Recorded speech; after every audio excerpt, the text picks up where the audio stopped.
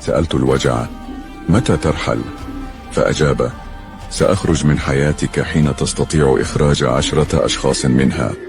من شاركتهم أحلامك فدمروها، من أعطيتهم ظهرك ليستندوا عليه فغرسوا خناجرهم فيه، من كنت لهم نورا في عتمتهم فكانوا لك ظلمة في عز نهارك، من كنت تداوي جراحهم فتلذذوا بإيلامك، من فتحت لهم أبواب قلبك ففتحوا لك أبواب الخذلان، من حميتهم من قسوة الحياة فكانوا أقسى منها عليك، من سامحتهم مرارا فكرروا الطعنة ذاتها، من وضعتهم فوق كل شيء فوضعوك في أسفل أولوياتهم، من منحتهم الأمل فمنحوك الخيبة والوجع، وأخيرا من ظننت أنهم سيبكون غيابك فاحتفلوا برحيلك.